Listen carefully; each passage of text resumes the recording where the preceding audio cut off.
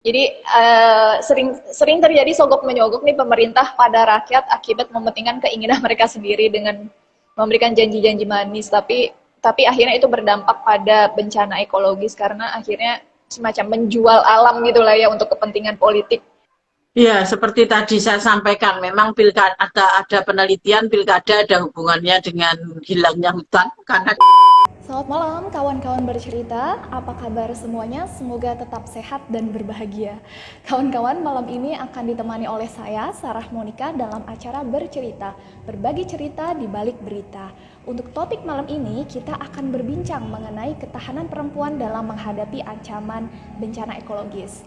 Dan kegiatan bercerita malam ini merupakan hasil kerjasama dengan The Asia Foundation dalam peringatan International Women's Day yang diselenggarakan pada tanggal 8 Maret.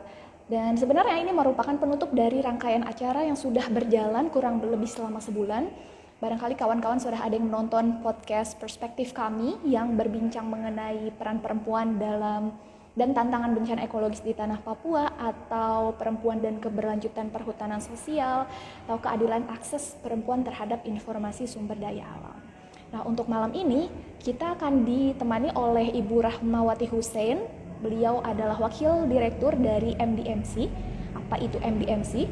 MDMC adalah Muhammadiyah Disaster Management Center atau Lembaga Penanggulangan Bencana Pimpinan Pusat Muhammadiyah yang sudah bekerja dari tahun 2007 untuk melakukan kegiatan mitigasi dan kesiapsiagaan tanggap darurat dan rehabilitasi.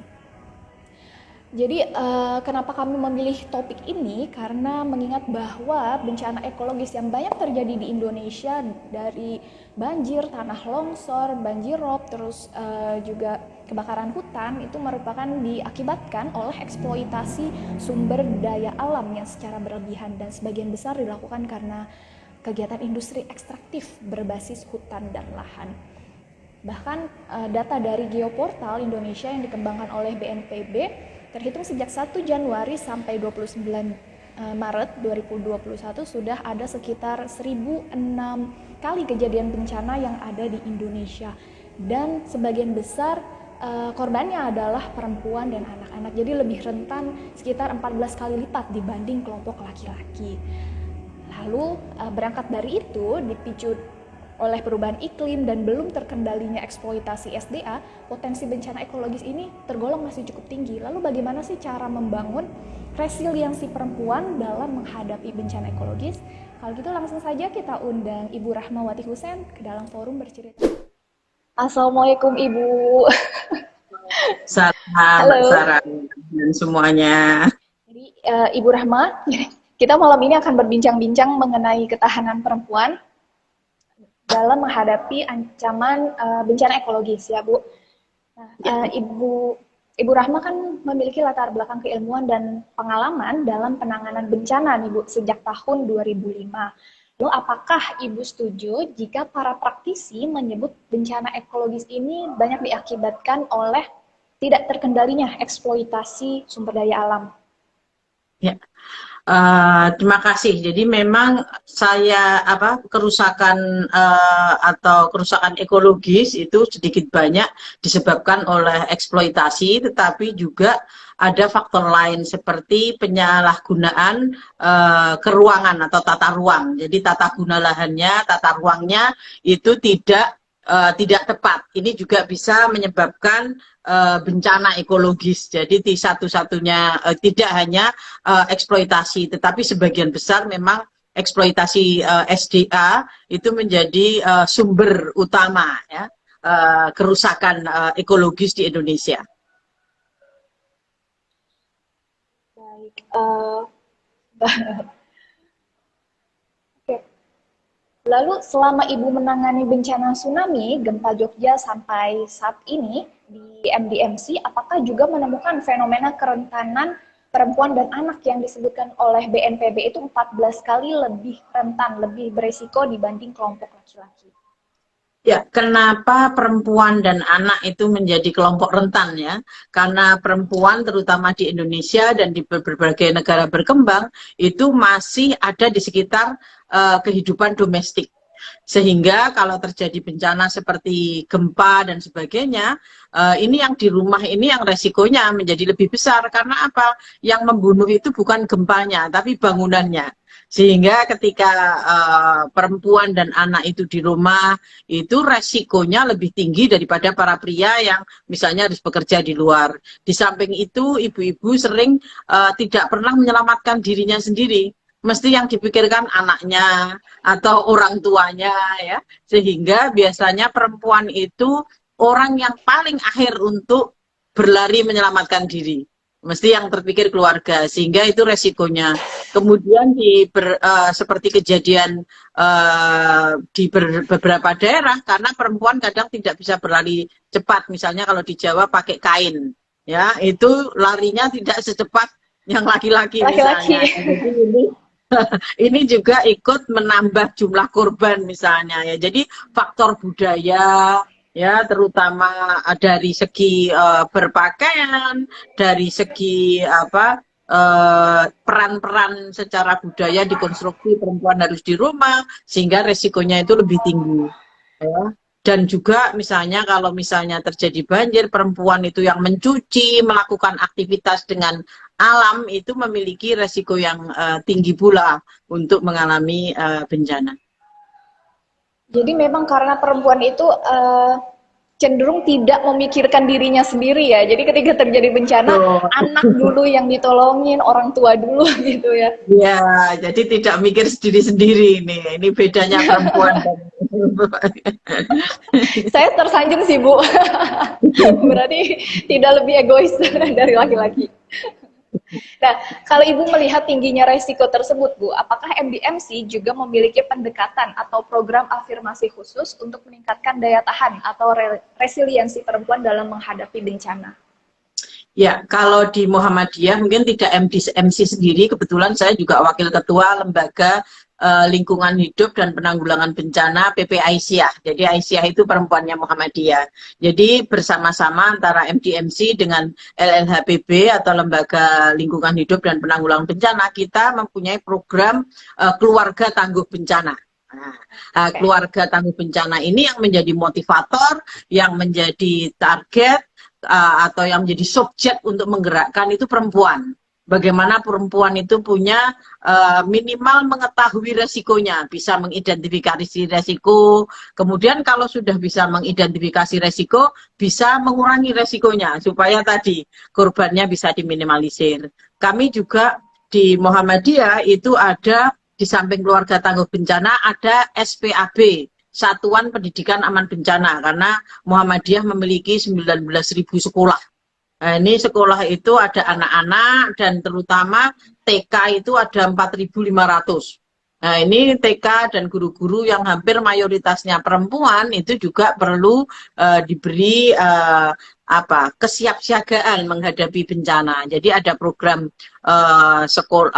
Satuan Pendidikan Aman Bencana, keluarga tangguh bencana, juga masyarakat tangguh bencana. Jadi ini program-program kesiapsiagaan yang memperhatikan kelompok rentan, tadi perempuan, anak, dan orang tua.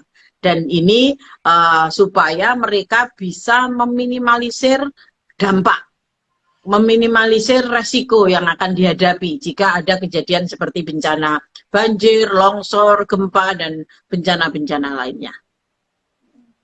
Jadi sifatnya lebih ke preventif juga ya, Bu, sebenarnya, ya, program-programnya ya. Itu. Ya, preventif maupun pada saat tanggap darurat. Misalnya di saat tanggap darurat perempuan itu memiliki kebutuhan khusus. Misalnya perempuan harus menyusui, kemudian sementara pada kejadian bencana stres, air susunya nggak bisa keluar misalnya. Itu ada program-program dampingan. Kemudian perlu kamar mandi khusus karena perempuan mengalami bulanan yang tidak dialami laki-laki.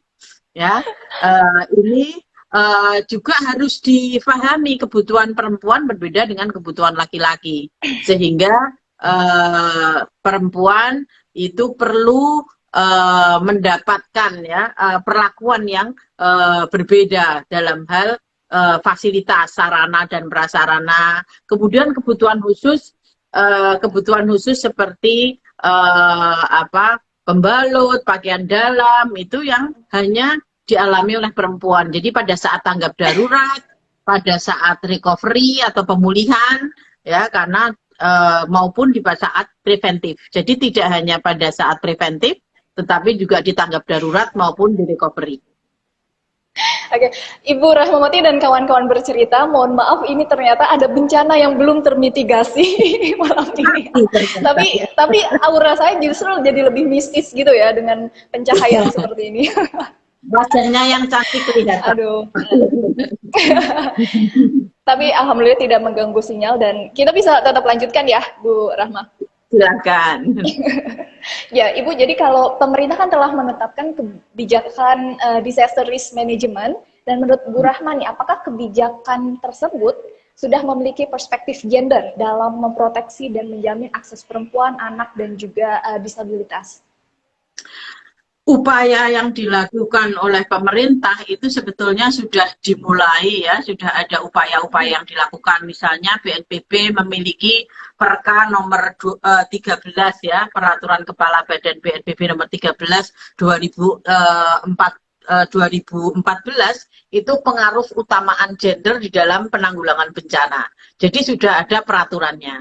Kemudian peraturan Kementerian Perempuan dan Anak misalnya nomor 13 tahun 2020 itu juga ada perlindungan terhadap perempuan dan anak. Jadi atau terhadap kekerasan juga. Jadi sebetulnya upaya-upaya tersebut itu ada, tetapi masih kurang ya. Ini masih perlu diupayakan secara terus-menerus ya. Baik itu sebelum bencana, bagaimana pengurangan resiko itu perlu melibatkan perempuan, karena tadi perempuan menjadi terdampak menurut yang disampaikan BNPB dan di-quote oleh Mbak Sarah itu 14 kali lipat ini. Jadi ini artinya apa? Masih perlu ada upaya-upaya yang menyeluruh ya, tidak hanya dengan peraturan tetapi dengan institusionalisasi, dengan aksi-aksi dan kerjasama dengan berbagai pihak supaya upaya tersebut bisa lebih efektif. Kalau selama ini sudah melakukan kerjasamanya dengan pihak mana saja, Bu? Yang setahu saya memang misalnya di klaster-klaster perlindungan itu pemerintah sudah berupaya dengan lembaga non pemerintah atau NGO atau LSM ya. Jadi upaya-upaya itu ada sehingga memastikan ya perlindungan terhadap perempuan dan anak dan kaum disabel ya itu atau penyandang difabilitas itu selalu terintegrasi di dalam penanganan bencana. Jadi upaya itu dilakukan melalui klaster kalau itu di dalam respon bencana.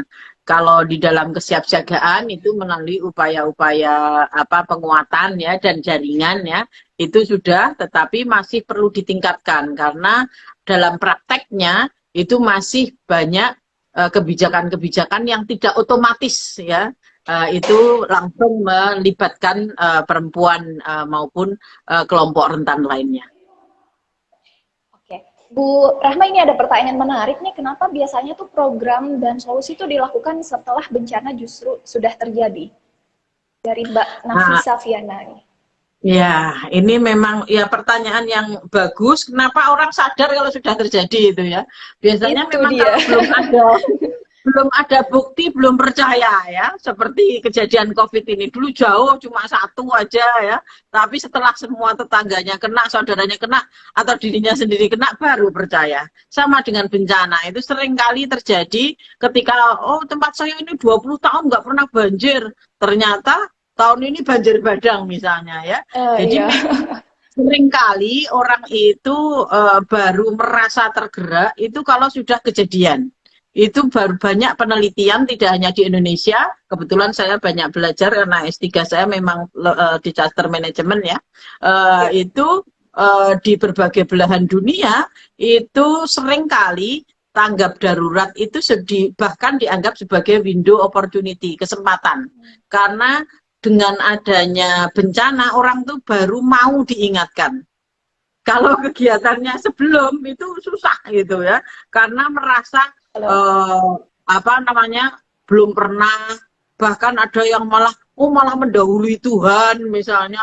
kok malah minta bencana misalnya, padahal kita di kawasan bencana untuk diajak bersiap-siap susah gitu ya.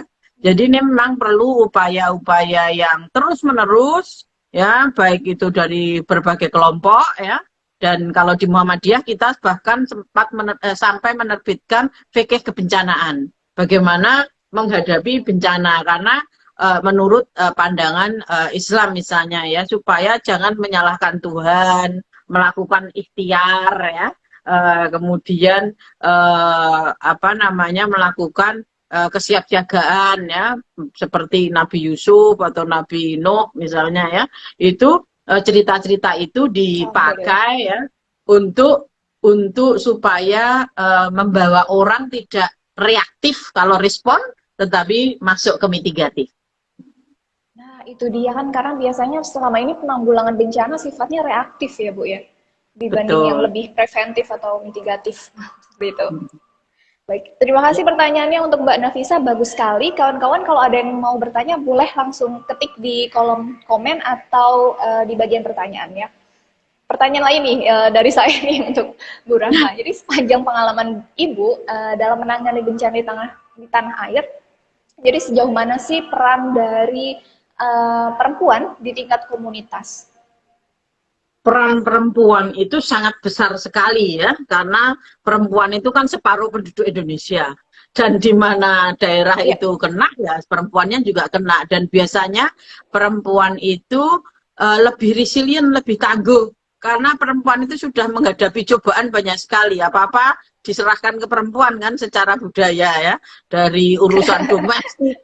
Bahkan kadang perempuan di kelompok masyarakat menengah ke bawah, mereka juga masih tetap harus cari uang untuk atau cari penghidupan ya, karena kalau tidak bekerja juga tidak cukup misalnya ya. Jadi perempuan sudah terlatih untuk tangguh, sehingga perempuan itu biasanya lebih cepat bounce back atau bangkit kembali ya, dan rasa solidaritasnya itu lebih tinggi. Misalnya dari beberapa kejadian ya, karena MDMC itu merespon bencana setiap tahunnya 50 sampai 100. Jadi ya hampir di setiap tempat itu kalau kita lihat, itu ibu-ibu Aisyah misalnya ya, itu cepat sekali. Misalnya bikin nasi bungkus 2000, terus di-drop nanti dengan apa, motor-motor itu diserahkan, diedarkan untuk membantu yang terdampak misalnya ya. Jadi perempuan itu perannya besar, tidak hanya di dalam rumah tangganya sendiri supaya tidak goyah, tetap apa namanya, bisa survive, bisa bounce back, tetapi juga memiliki kepedulian yang tinggi ya. Misalnya tadi di dapur umum membuat nasi bungkus, bahkan pada masa pandemi ini buat cantelan ya, sayur-sayuran untuk dibagikan ke tetangga yang tidak bisa memasak dan sebagainya. Jadi peran perempuan itu luar biasa, terutama di Indonesia ya. Itu kalau kita lihat di kelompok masyarakat seperti Dasawisma, PKK ya, kemudian kelompok-kelompok ormas ya, seperti yang tadi saya sebutkan. Kalau di Muhammadiyah ada Aisyah, itu mereka berjejaring ya, membantu, saling membantu. Jadi itu yang menguatkan ya, dan mereka juga saling mendukung. Ini potensi yang luar biasa ya, yang dilakukan oleh perempuan di Indonesia dalam menanggulangi bencana. Jadi sebenarnya karena solidaritas dan pola kerjanya juga sudah terbangun ya Bu di tingkat komunitas. Jadi begitu ada bencana cepat sekali merespon. Iya. Ini saya akan membacakan pertanyaan lagi dari ini, siapa ini, Mbak atau Mas Uyunte. Bencana bisa disebabkan dari alam itu sendiri maupun dari manusia. Nah, lalu bagaimana nih kalau misalnya cara mencegah dari adanya bencana yang disebabkan oleh manusia? Misalnya karena industri ekstraktif itu ya. Ya, jadi kalau memang yang sifatnya dari hulu ke hilir ya. Kalau misalnya dari hulu, misalnya tentang kebijakan penggunaan lahan misalnya ya, atau kebijakan penebangan hutan misalnya, supaya tidak terjadi kebakaran, ya memang pembersihan hutan untuk kelapa sawit misalnya itu tidak boleh dibakar. ya, atau dengan sistem blok kalau memang mau dibakar ya, ada kanal-kanal yang bisa mencegah. Itu di tingkat hulu. Di tingkat hilir ya, dari misalnya kenapa banjir terus terjadi, karena sistemnya juga dari kebijakannya maupun dari orang-orangnya masih buang sampah sembarangan misalnya, terus gorong-gorongnya itu jadi tempat sampah sekota ya, jadi karena tidak bersih sehingga susah untuk aliran air hujan. Jadi kan di Indonesia hujan itu tidak dipanen, hujan itu jadi bencana. Kalau di Singapura misalnya hutan hujan itu ditunggu karena mereka tidak punya sumber air, jadi menunggu hujan, kemudian di seluruhnya itu diolah ya di water catchment area. Jadi memang ada upaya dari hulu ke hilir atau dari hilir juga ke hulu dari segi kebijakan.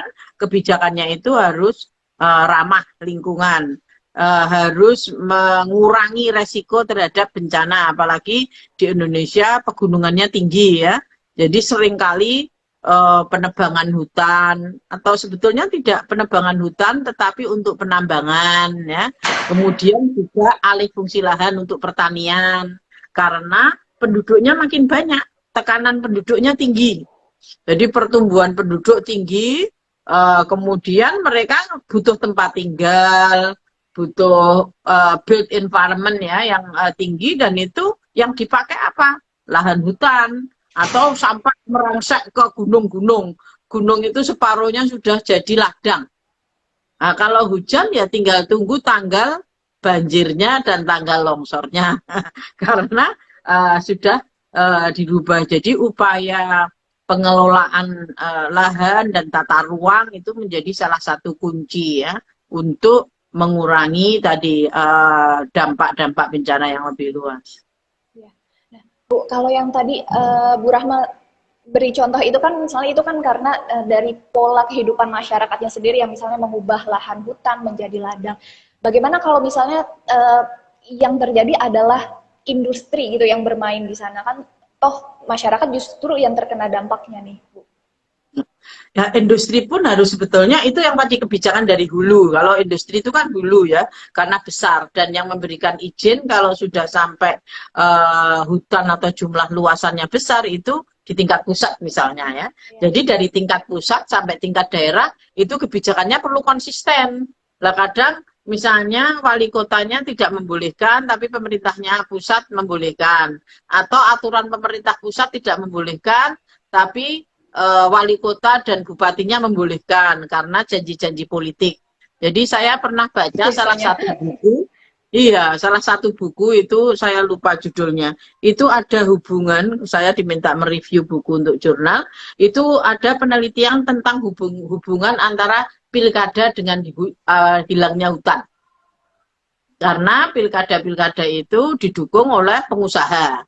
Pengusaha kemudian mendapat konsesi untuk pengalihan lahan, entah itu untuk kelapa sawit, entah itu untuk penambangan, ya, entah itu untuk pemukiman atau untuk villa dan sebagainya, itu banyak terjadi. Jadi ini yang kemudian juga unsur-unsur politik itu menjadi kuat di situ. Oleh karena itu masyarakat perlu sadar dan tahu ya keruangan tadi bagaimana ya pemanfaatannya. Kalau tidak ada, mereka perlu melakukan class action misalnya, itu bisa dilakukan ya, ataupun juga informasi, karena sekarang informasi kan banyak untuk perubahan-perubahan penggunaan lahan. Jadi ini bisa dilakukan ya dengan tadi memahami ya perubahan tadi. Karena memang dilakukan oleh industri maupun juga oleh para pejabat yang memang berhubungan ya untuk pada janji-janji tadi, perizinan-perizinan yang diberikan karena mendukung pilkada dan sebagainya. Tadi juga ada yang komentar tuh, jadi kalau di Kalimantan sering sekali terjadi penebangan hutan tanpa izin dan akhirnya malah berdampak pada banjir terus-menerus ya, yang merugikan kehidupan masyarakat lokal itu sendiri. Lalu mengingat bahwa sekarang temanya adalah bagaimana peran sentral dari perempuan, Ibu. Lalu Menurut Ibu tuh bagaimana sih agar daya tahan perempuan bisa lebih kuat dalam menghadapi bencana ekologis? Ya. Ada banyak cara yang bisa dilakukan. Kalau cara yang awal itu ya bagaimana perempuan itu bisa menjaga lingkungannya ya, tidak tambah mengurangi lingkungannya. Atau jangan sampai perempuan juga mau dibayar untuk melakukan penebangan misalnya. Atau perempuan juga bisa mempengaruhi pasangannya. Kalau misalnya pasangannya itu juga menebang liar atau juga mau dibayar. Kemudian juga perempuan juga bisa mengorganisasikan dirinya untuk mendorong supaya para pimpinan dan pejabat itu untuk tidak memberikan perizinan yang tidak sesuai. Ya, misalnya ya. Jadi itu bisa dilakukan dengan kelompok-kelompok kepentingan ya. Kelompok-kelompok kepentingan ini kalau dilakukan secara terus-menerus itu akan bisa mempengaruhi ya. Jadi ada banyak upaya, baik upayanya itu sifatnya kebijakan, advokasi kebijakan, kemudian melakukan kerja bareng ya untuk ibu-ibu misalnya di beberapa tempat itu melakukan penanaman pohon kembali misalnya ya, itu sebagai bagian dari upaya-upaya yang dilakukan. Kemudian mendorong supaya pasangannya atau suaminya itu tidak mau dibayar untuk membakar misalnya, kalau itu akhirnya malah menyebabkan kebakaran hutan yang besar. Jadi ini penting untuk supaya terus-menerus dilakukan. Jadi usaha itu tidak hanya sekali dilakukan, tetapi harus terus-menerus Terus dilakukan. menerus. Iya, Jadi baik dalam struktural hal maupun kultural. ya, yang struktural itu advokasi gitu ya. Terus kalau yang kultural nih harus bisa membangun gerakan di tingkat lokal Iya, bersama jaringan perempuan lainnya seperti itu ya, melakukan kerja iya. bersama. Dan tidak Baik, hanya jaringan perempuan, tapi juga jaringan atau lembaga-lembaga lain yang mempunyai ya, misi dan visi yang sama. Jadi kita punya kekuatan yang besar, merapatkan barisan. barisan. Betul sekali. Ibu, ini ada pertanyaan dari Wirda Tirma. Benar Mbak respon ya. Kita di Riau juga mengalami kebakaran hutan sepanjang tahun. Ya. Ya, saya Iya, memang panggilannya Mbak Ama, jadi ini mungkin yang sudah kenal saya. Kalau nama sudah kenal lama ya. enggak, nama di luar memang Ama, jadi saya biasa dipanggil Bu Ama atau Mbak Ama. Memang kebakaran itu bisa, kenapa kok kadang setahun nggak kelihatan 5 tahunan? Karena setahun mungkin ketika dibakar belum tumbuh lagi, belum besar. Ketika pas ditebang sudah 5 tahun sudah nggak besar, sehingga kebakaran sepertinya kok 5 tahunan. Karena memang tumbuhnya pohon untuk bisa ditebang dan dibakar itu butuh waktu ya. Jadi ini Ya. penting, oleh karena itu upaya-upaya yang dilakukan itu harus terpadu, berjejaring, kemudian secara terus-menerus ya. Kemudian dilakukan baik melalui advokasi, itu advokasi kebijakan, kemudian maupun advokasi tindakan. Advokasi kebijakan bisa melayangkan ke DPRD, misalnya untuk pembatasan pembatasan pengalian lahan atau pembakaran hutan untuk kegiatan-kegiatan tertentu ya. Jadi saya karena di samping dosen itu dan MDMC, saya juga unsur pengarahnya BNPB. Jadi masih sering memonitor ke seluruh Indonesia ya kejadian-kejadian bencana seperti di Riau, Palembang, Kalimantan Tengah, Kalimantan Barat ya, dan di daerah-daerah hutan itu memang ada banyak masalahnya, tidak sama tiap provinsi. Ada yang 70% industri, ada yang 70% itu pengusaha-pengusaha yang tidak besar, hanya 10 hektar, 20 hektar, tapi jumlahnya banyak. Jadi ini tidak selalu industri besar. Kadang industri kecil dalam arti pengusaha-pengusaha yang lahannya tidak ratusan hektar, tetapi jumlahnya banyak dan mereka juga membakar tanpa perlindungan, itu juga terjadi. Kemudian juga masyarakat juga perlu dibantu, karena masyarakat dulunya sehari-hari membakar tidak apa-apa karena secara tradisi sudah punya kearifan tradisional.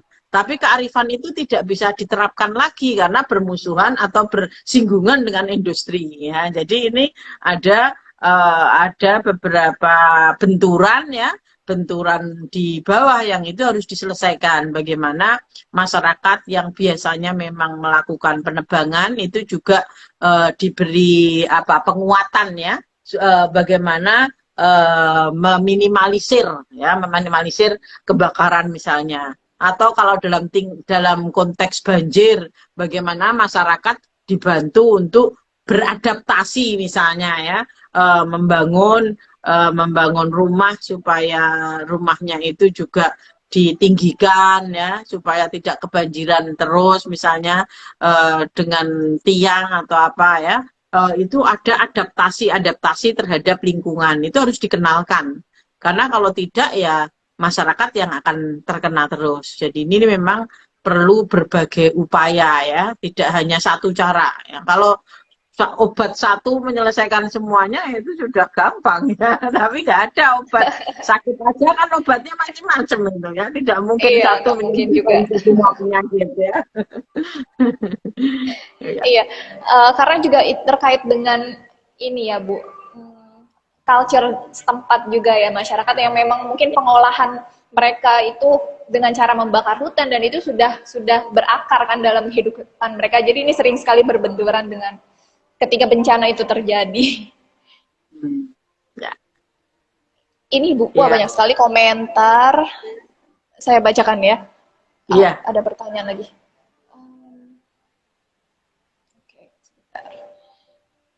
Oh, ini terkait dengan janji-janji pilkada ya. Jadi sering terjadi sogok menyogok nih pemerintah pada rakyat akibat mementingkan keinginan mereka sendiri dengan memberikan janji-janji manis, tapi akhirnya itu berdampak pada bencana ekologis karena akhirnya semacam menjual alam gitulah ya untuk kepentingan politik. Ya, seperti tadi saya sampaikan, memang pilkada ada penelitian pilkada ada hubungannya dengan hilangnya hutan karena dipakai untuk perizinan pengalihan fungsi, baik itu untuk pertanian, untuk villa atau resort, untuk pariwisata, untuk penambangan, untuk yang lain-lain. Oleh karena itu perlu berhati-hati, ini ada pendidikan politik. Besok kalau yang milih ya yang bisa ramah lingkungan, jangan sampai orang yang janji-janjinya itu susah ya. Jadi kalau janjinya kalau perlu dicatat, kalau sampai ada kerusakan, nah nanti bisa dituntut bersama ya. Jadi ini perlu ya, kita ada pendidikan politik. Dan yang ingin saya sampaikan juga, masyarakat itu juga jangan menuntut terlalu banyak atau malah minta-minta terhadap para calon. Seringkali ketika ada kampanye masyarakat tuh minta macam-macam ya, padahal akhirnya ketika mereka terpilih mereka pengen balik modal, akhirnya menjual perizinan. Jadi itu kedua belah pihak. Jadi kita perlu mendidik masyarakat dan mendidik terutama yang paling penting juga mendidik para calon supaya tidak hanya menjual janji atau menjual perizinan tadi untuk kepentingan yang sesaat, sehingga bencananya itu makin banyak gitu ya. Dan juga harus dilihat track record kerjanya juga ya Bu, apakah selama ini dia mendukung program-program untuk pemulihan alam dan ya pelestarian alam semacam itu ya. Jadi tidak based on janji-janji doang gitu. Atau based on money politik. Iya, itu dia. Nah, Bu Rahma nih, terkait bahwa di Asia Foundation kan di Indonesia sejak tahun 2016 telah berhasil mengidentifikasi sekitar lebih dari 100 orang pemimpin perempuan dari mulai Aceh sampai Papua. Dan mereka telah berjuang di komunitas masing-masing untuk menjaga hutan, lahan, dan lingkungan hidup. Untuk mencegah tentunya bencana ekologis. Kalau menurut Ibu nih, bagaimana kemudian mereplikasi dan mengglorifikasi kehebatan mereka di tingkat nasional dan internasional?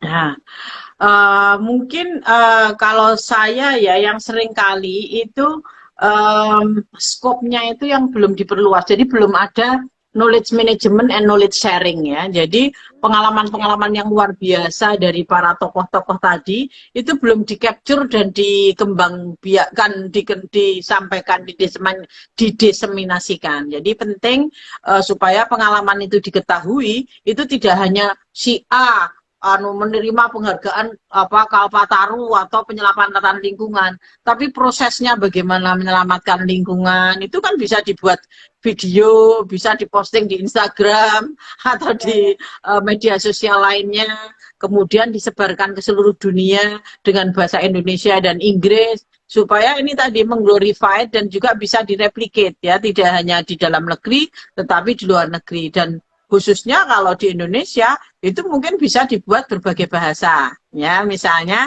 ada subtitlenya. Jadi subtitle tadi itu membantu orang memahami proses kenapa ya kok dia bisa berbuat seperti itu, caranya seperti apa, latar belakangnya bagaimana. Ini penting, tidak hanya judulnya saja tetapi bagaimana menangkap itu sebagai pembelajaran yang baik.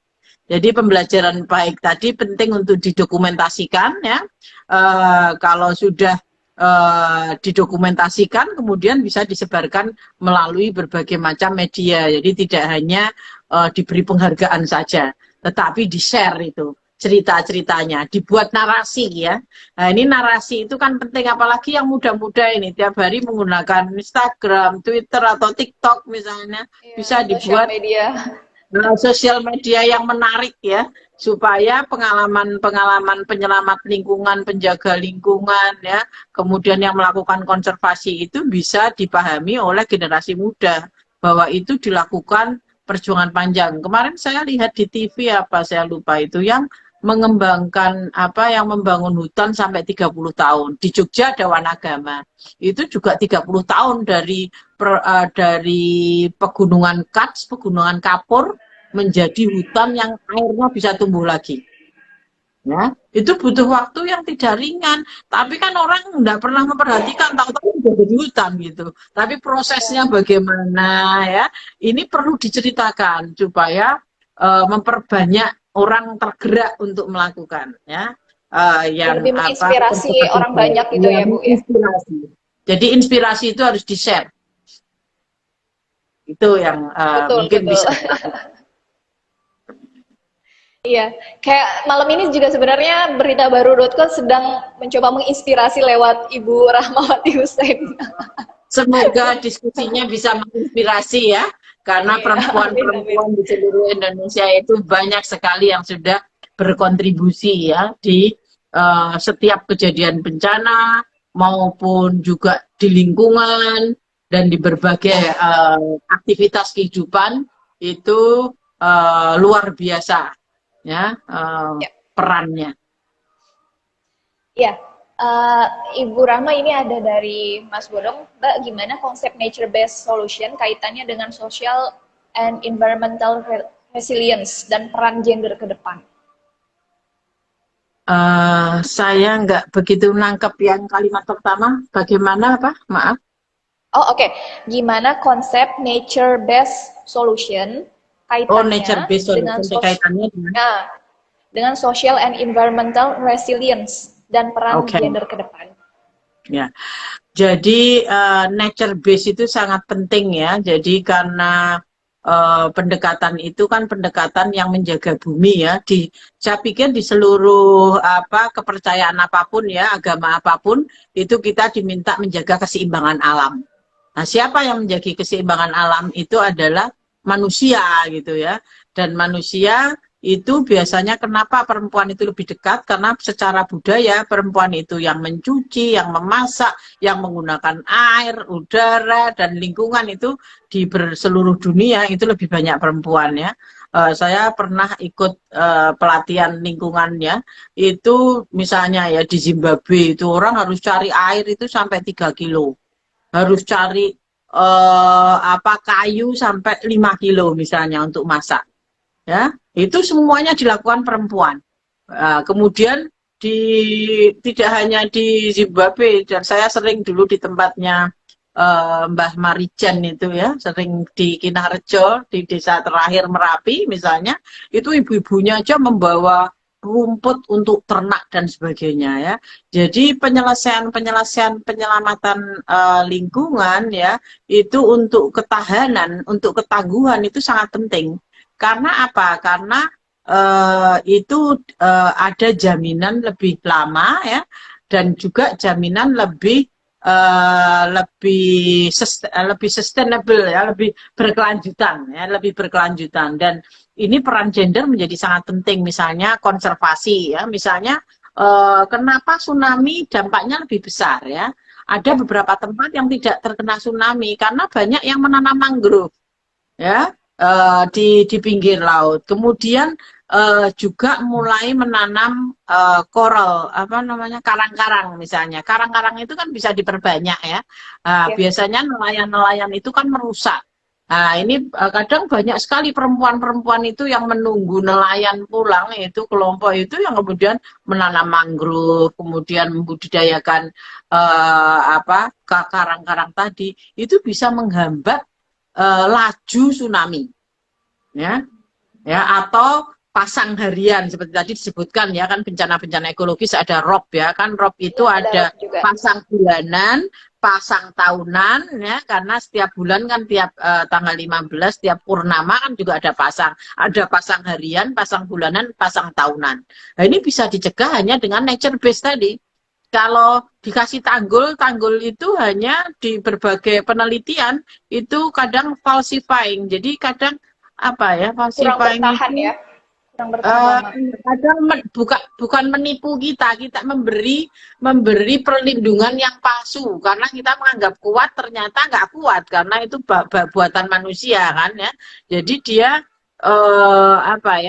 dia tidak bisa diandalkan ya, karena beda antara batu buatan manusia yang ditata dengan struktur nature ya, sehingga di dalam mitigasi itu biasanya pendekatannya tidak selalu dengan struktural. Tadi misalnya dengan nature based tadi, dengan deforestation ya, coastal atau wetland forestation misalnya, itu banyak dipakai untuk menghindari rob, menghindari erosi, menghindari abrasi ya, atau menghindari rusaknya tanggul-tanggul di sungai supaya tidak longsor dan sebagainya. Itu bisa dilakukan dengan nature based tadi, dan peran-peran perempuan sangat besar ya untuk terlibat di dalam kegiatan keseharian, karena mangrove itu bisa dimanfaatkan untuk keseharian. Iya, nah Bu, tapi kan selain itu juga ada bencana-bencana yang sifatnya seperti tadi ya, sudah diceritakan juga oleh Bu Rahma bahwa bencana disebabkan oleh manusia, terutama nih soal plastik nih. Di lingkungan urban kan menjadi masalah utama juga ya untuk masalah besar untuk bencana ekologis kehidupan perkotaan. Ada komentar dari LLH PB Jabar, jadi sampah plastik itu kan turut menyumbang kerusakan ekologi. Menurut Mbak Ama, bagaimana sih cara penanganan sampah plastik ini? Itu memang perlu gerakan nasional ya, ini sampah ini ya, karena sampah itu penyumbang kerusakan ekologis yang paling besar. Tadi betul seperti disampaikan, itu perlu ada gerakan nasional. Misalkan gerakan tadi mengurangi penggunaan plastik, kalau belanja ya bawa kantong sendiri, atau kalau belanja pakai kardus ya, tidak pakai tas-tas plastik misalnya. Kalau minum ya bawa tempat minum sendiri, mengurangi penggunaan botol plastik misalnya ya. Jadi itu bisa diupayakan dari tingkat individu, tingkat kelompok, hingga tingkat kebijakan. Sekarang sudah ada kebijakan, kalau pakai plastik bayar tambahan. Tapi orang tetap juga biar aja bayar daripada nggak bisa bawa. Jadi kesadaran untuk melakukan itu masih kurang. Jadi itu perlu terus diupayakan ya. Jadi penggunaan plastik itu perlu dikurangi ya. Kalau bisa kita tidak ikut mensukseskan perplastikan, tapi mengurangi dari sedikit demi sedikit. Kalau belum bisa secara kuat atau secara ekstrim ya, itu bisa mulai dari membawa tas belanja atau tidak meminta kantong plastik tapi pakai kardus, kemudian tidak membeli minuman plastik tadi, kalau bisa kita bawa air botol air kemana-mana gitu ya, itu untuk mengurangi sampah-sampah rumah tangga ya. Kemudian tidak menggunakan barang-barang plastik yang cepat rusak ya, itu mengurangi ya, karena kebutuhan-kebutuhan rumah tangga kan banyak sekali yang pakai plastik ya, jadi ini bisa dikurangi. Dan ibu yang biasanya masak itu perlu, itu kan dari bumbu masak, dari apapun itu semuanya plastik toh, dari minumannya ini yang perlu kita lakukan gerakan yang terus-menerus ya, supaya tidak menjadi bencana ini plastik. Ya. Karena plastik itu bisa 100 tahun itu ya, pengolahannya tidak terurai di tanah ya, ratusan tahun. Iya, betul. Dan itu butuh waktu yang sangat lama dan itu merusak tanah juga. Ya. Meskipun sebagian pemerintah daerah sudah melaksanakan kebijakan itu ya, mengurangi sampah plastik, tapi ini juga belum serentak secara nasional. Dan ketika itu diterapkan di lapangan juga, masyarakat secara kesadaran belum apa ya, tetap aja sudah itu dia untuk vulgarnya mengatakan itu. Jadi udah dilarang, tetap aja mereka akan tetap membutuhkan plastik. Soalnya memang paling enak, ringan, mudah. Betul, gitu kan. Ekonomis, dan sebenarnya memang juga higienis ya. Gitu kan. Ya, yang instan ini generasinya generasi instan, dan generasi instan itu sama dengan plastik. Iya benar, generasi plastik. Ini ada salah satu upayanya dengan cara mendaur ulang sampah plastik gitu ya. Nah, Bu, Ibu kan dengan latar belakang S2 dan S3 nih di bidang Urban and Regional Planning dari kampus di Amerika Serikat. Kira-kira secara teoritis nih Bu, kebijakan perencanaan atau tata ruang itu apa sih yang dibutuhkan oleh desa, daerah, dan tingkat Indonesia pada umumnya untuk meminimalisir dan memitigasi bencana ekologis? Jadi kebetulan studi saya itu meneliti mitigasi di pesisir ya, bagaimana tata ruang dipakai untuk mengurangi bencana di daerah pesisir ya. Jadi memang peraturan-peraturan itu harus ada ya. Jadi tidak semua peraturan itu dipunyai daerah, dan tidak semua peraturan yang dipunyai itu diimplementasikan. Nah ini jadi ada dua, ada yang tidak punya peraturan, ada yang punya peraturan tidak diimplementasikan. Nah, ini juga menjadi persoalan ya. Jadi misalnya tadi peraturan mengenai pembangunan ya, namanya hazard setback. Jadi daerah-daerah yang berpotensi erosi, abrasi atau tsunami itu tidak boleh dibangun, tetapi malah membangunnya sampai di bibir pantai. Sehingga seringkali kalau kemudian ada bencana itu korbannya banyak. Seperti yang terjadi di Palu, di mana-mana ya.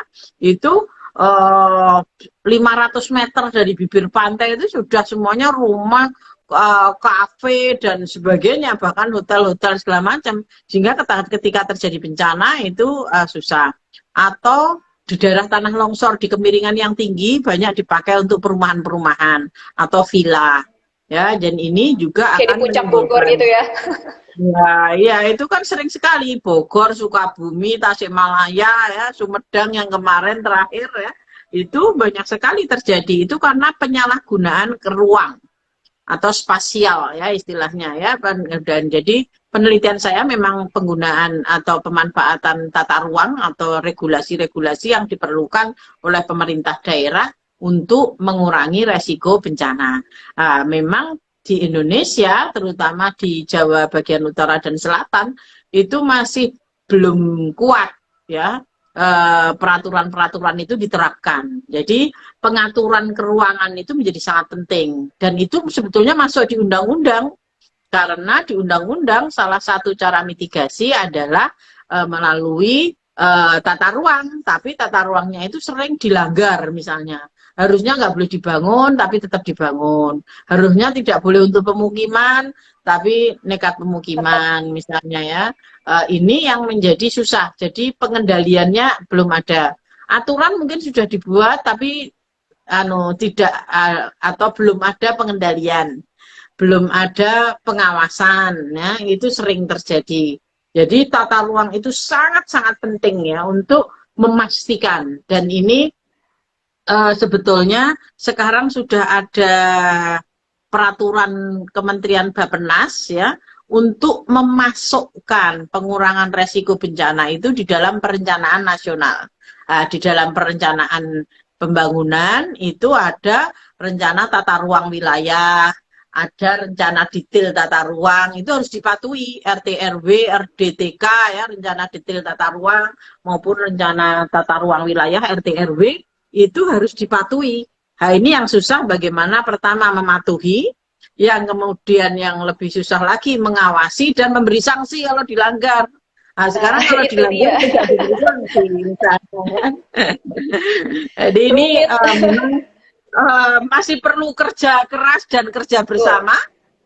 Dan juga komitmen, ada political will dari para pimpinan daerah untuk terus melakukan upaya-upaya mengintegrasikan pengelolaan keuangan dengan pengurangan resiko bencana, baik itu bencana ekologis maupun bencana non ekologis.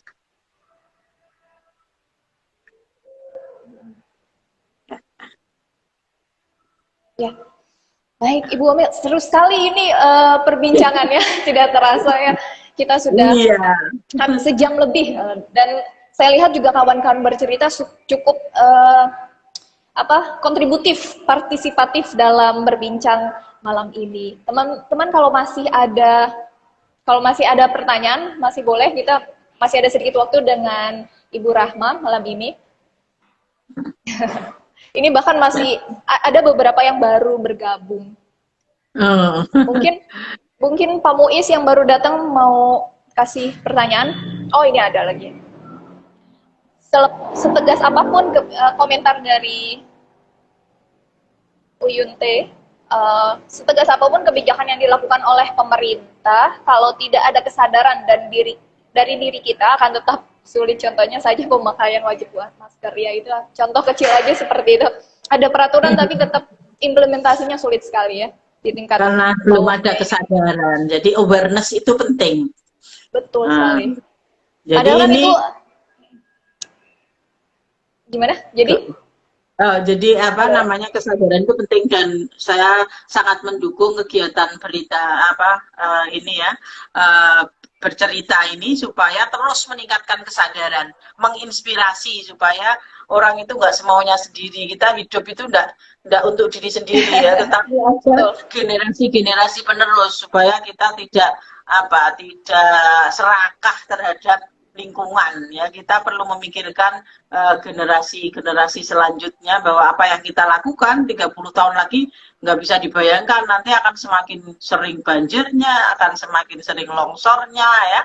Kita ikut berkontribusi. Oleh karena itu peningkatan kesadaran menjadi sangat penting, diikuti dengan kebijakan yang baik. Jadi ini ya kesadaran penting, kebijakan ya baik, yang penting, karena kalau kebijakannya salah ya itu nanti rusaknya lebih cepat karena di pusat ya maupun di pengambil kebijakan. Jadi ada baik itu secara struktural tadi saya sampaikan maupun secara kultural. Jadi secara kultural masyarakat perlu terus membangun kesadaran, melakukan perubahan perilaku, membuat tindakan-tindakan yang tepat, sementara pemerintah yang mendapat mandat untuk membuat kebijakan itu penting membuat kebijakan yang bisa ramah terhadap lingkungan, bisa mengurangi resiko berbagai bencana ya. Kemudian kebijakan-kebijakan yang bisa mendorong ya untuk melakukan konservasi, mengurangi resiko ya. Kemudian juga membuat kebijakan yang berkeadilan ya, sehingga tidak ada atau tidak masyarakatnya tidak semakin rentan ya. Ini harapannya masyarakatnya akan semakin resilient ya, semakin tangguh. Ini yang perlu dilakukan. Iya. Ya, jadi memang selain kebijakan dan kesadaran masyarakat juga penting ya Bu.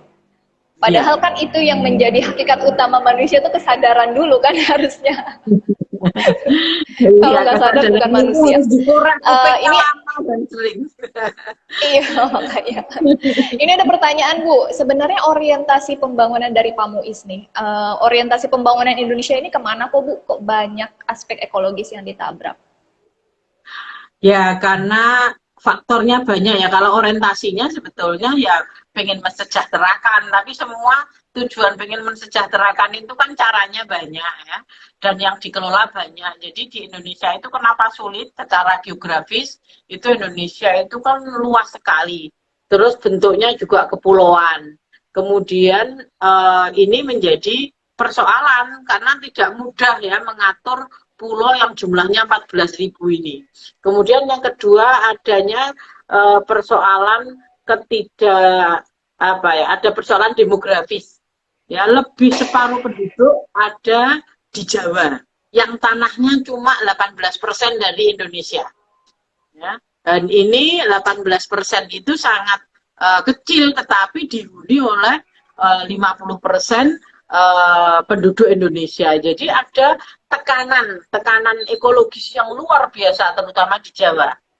Kemudian tekanan ekologis karena demografisnya yang terus sehingga misalnya kayak di beberapa tempat itu orang sudah nggak punya lagi lahan lagi, mereka harus meringsek sampai ke pegunungan-pegunungan karena sudah nggak punya lahan. Antara gunung dan laut itu dekat sempit ya karena Indonesia banyak pegunungannya. Kalau nggak gunung ya laut, daratannya sempit, dan ini yang menyebabkan tekanan terhadap lahan itu menjadi sangat kuat. Kemudian juga di samping tekanan lahan, urbanisasi, kemudian geografis, kemudian secara geologis itu kita di daerah lempengan, sehingga ini yang menjadi persoalan Bencana ketika ya. iya, karena kita di lempengan Eurasia, kemudian di Ring of Fire, jadi kita lagi mau membangun, rusak lagi. Coba dibayangkan itu ya, lagi APBN-nya terpengaruh terus kita karena bencana-bencana besar ada ya. Jadi orientasinya mensejahterakan, tetapi kalau tidak direncanakan dengan baik-baik, itu juga akan ada disruption ya, ada gangguan. Gangguannya itu utamanya ya tadi ada bencana-bencana. Misalnya bencana Sulawesi aja berapa triliun rupiah ya yang Palu kemarin ya. Dan itu kan mengganggu APBD maupun APBN. Harusnya sudah bisa mensejahterakan, tapi terganggu lagi kan ada bencana.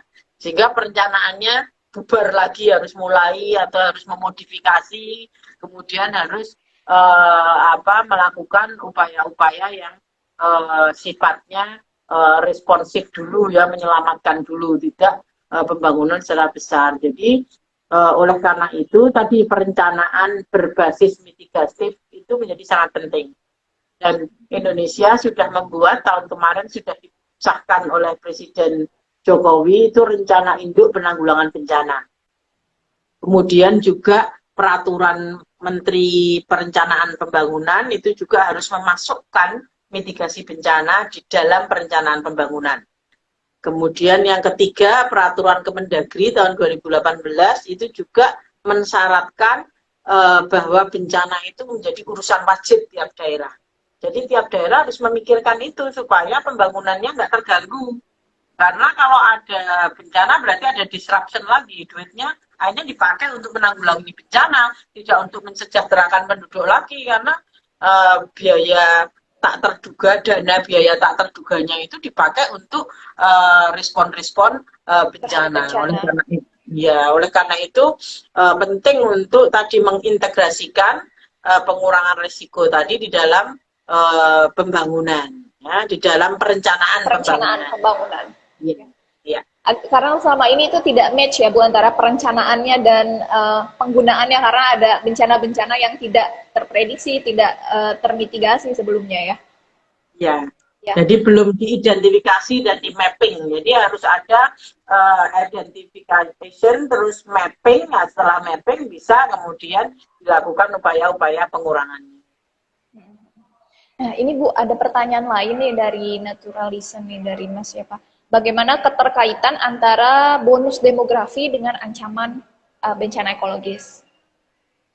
Ya, jadi memang bonus demografis ini kan pada tahun sebentar lagi kita banyak sekali ya dari usia-usia yang secara demografis dia usia produktif ya, dan ini juga akan bisa mempengaruhi apabila tingkat urbanisasinya itu masih tinggi, karena biasanya bonus demografi orang itu meninggalkan rural, mereka pergi ke urban. Anak-anak muda sekarang nggak ada yang mau kerja di rural area atau di pedesaan, mereka pergi ke kota untuk kerja-kerja karena bonus demografinya itu banyak di usia-usia produktif, yang usia-usia muda itu lebih pada kerja-kerja jasa, bukan kerja-kerja produktif. Jadi kerja-kerja yang berkaitan mungkin dengan digital, dengan yang lain-lain ya. Jadi ini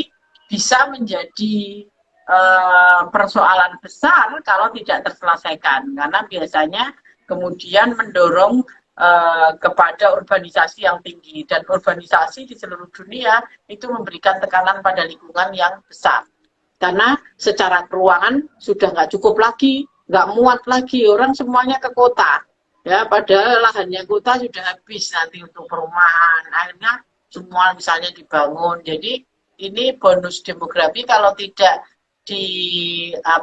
direspon dengan baik itu akan menjadi beban terhadap lingkungan lebih tinggi ya. Jadi karena jumlah orangnya banyak, dan sekarang orang muda kan pengennya punya macam-macam, rumahnya kecil nggak apa-apa, lahannya luas untuk macam-macam, jadi itu penggunaan pemanfaatan lahannya menjadi lebih besar misalnya. Jadi ini perlu disikapi secara bijak dan perlu dipersiapkan. Jadi kira-kira bagaimana tadi peningkatan kesadaran supaya misalnya bonus tadi tidak semakin menambah tekanan ya terhadap lingkungan tadi ya. Jadi karena keinginannya Sehingga tidak menimbulkan ancaman bencana ekologis juga ya, Bu. Iya, iya. Itu.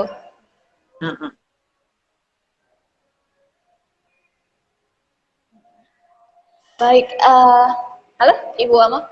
Ya, iya masih terkonek. Ya, kalau tiba-tiba. Oh, oke. Kedengaran. Kedengaran ya. Baik, Ibu Rahma, mungkin ada pesan-pesan terakhir nih untuk kawan-kawan bercerita malam ini sebagai penutup talk show kita. Kita apa ya tadi, kalau saya ya kegiatan yang sifatnya seperti ini ya, diskusi kemudian sharing itu perlu terus, dan bagi kawan-kawan muda di seluruh Indonesia itu mari kita jaga lingkungan kita jaga alam, alam akan menjaga kita, karena kita tidak akan dimusuhi, karena kalau kita memusuhi alam ya alam akhirnya akan memusuhi kita. Jadi kita jaga alam, alam jaga kita, dan kita sharing ya, perilaku yang baik, contoh yang baik ya, mulai dari diri kita sendiri. Mari kita misalnya kurangi sampah, ya, kurangi plastik, kemudian gaya hidup yang tidak penting tidak dilakukan ya. Jadi ini yang penting, jadi perubahan perilaku dari diri kita, baik itu plastik, kemudian juga nyampah yang lain ya. Kemudian juga kita memperhatikan lingkungan kita, jadi kita tidak boleh cuek ya dengan persoalan-persoalan lingkungan. Kalau perlu kita bekerja sama untuk mengkonservasi lingkungan, baik itu lingkungan laut, hutan, ya, tanah dan udara, itu kita jaga bersama. Tidak bisa dilakukan oleh diri sendiri.